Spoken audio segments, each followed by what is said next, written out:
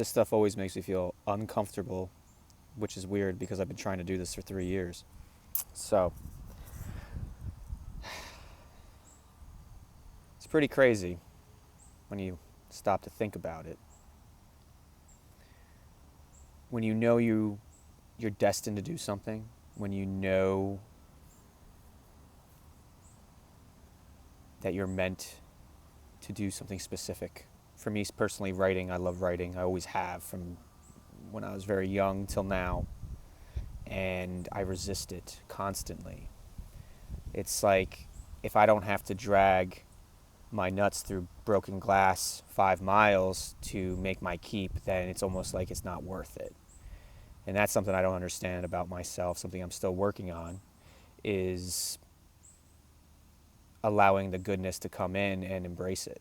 I like to use this threshold for goodness, I call it. Like I have a level I allow myself to get to of happiness and abundance before it becomes almost too good.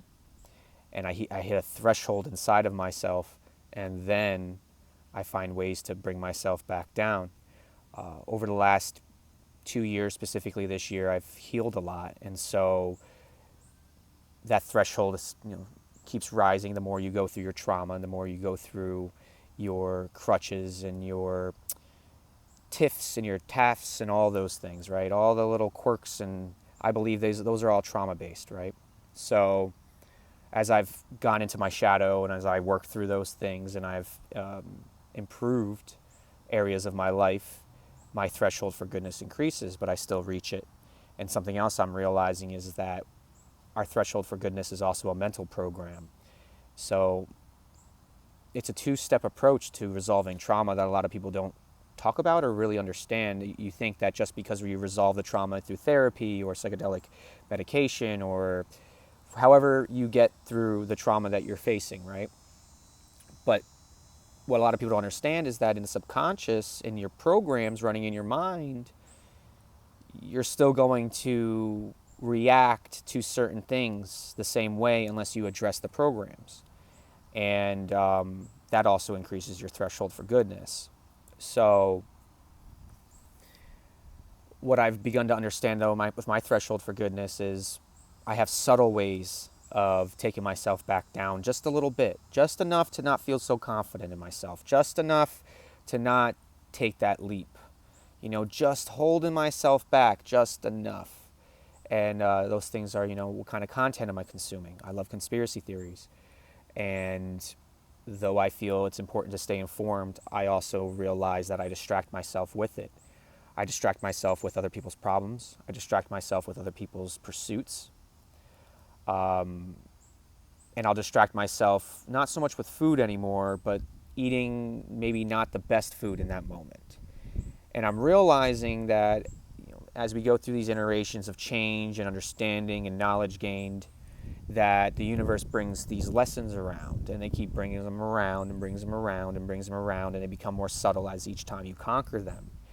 And so now I'm starting to begin to see that it's the subtleties in life I have to pay attention to. Because generally speaking, I've worked through a lot of the dense, thick trauma I've had in my life for the 31 years I've been here. But what I have to stay cognizant of, and a lot of us have to stay cognizant of, is the fact that trauma accumulates and stress accumulates. So just because we can gracefully walk through an event one day doesn't mean that you drop something on the ground and that's the straw that breaks the camel's back. So we have to continue to do the self-care and the self-work in order for us to not build almost like a geyser. I build up, and then and I lose my shit. And not lose my shit anything crazy, but I don't behave in a way that I would have deemed the correct way. And that then creates room for me to attack my ego, and then the whole, scale down we go.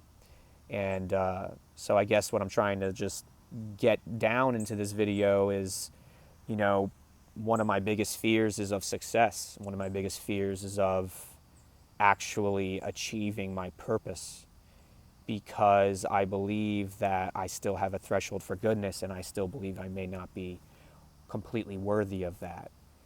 So for all of you, the people out there that are waiting to take a leap of faith into yourself, who are waiting to potentially experience life in a way you know in your heart of hearts, in every fiber of your being you know is the right way, there could be some old programs running from your past. And even if you've overcome that trauma, those programs could be exactly what is keeping you behind right now.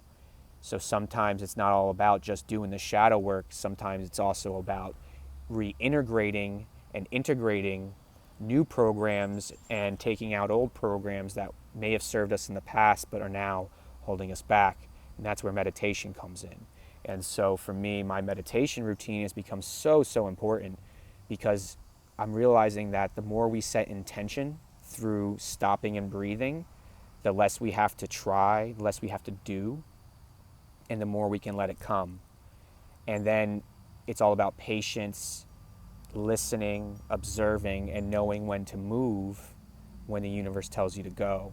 And I believe that that's about where I'm at right now, as I feel this past weekend that the universe has told me it's time to get ready to make a move. We're not there yet.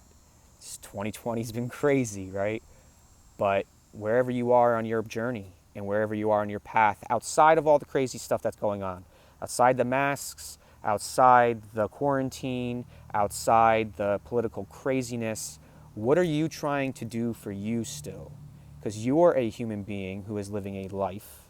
You are a fifth dimensional consciousness in a third dimensional body living an human experience. So what are you trying to do right now? What are you trying to achieve? What are you trying to become or be? Or what are you trying to surrender to? What are you trying to let go of? What are you trying to accomplish within yourself? Because that's what 2020 is for. That's what these 6 planets in retrograde is for. Go within right now. Shit is crazy. We're really not going to change anybody's opinion in the politics in the next 2 weeks. So we know what's coming. We know what's about to go down. So what can we do to prepare ourselves for what's about to come? Because are we going to be the victim to what happens on November 3rd?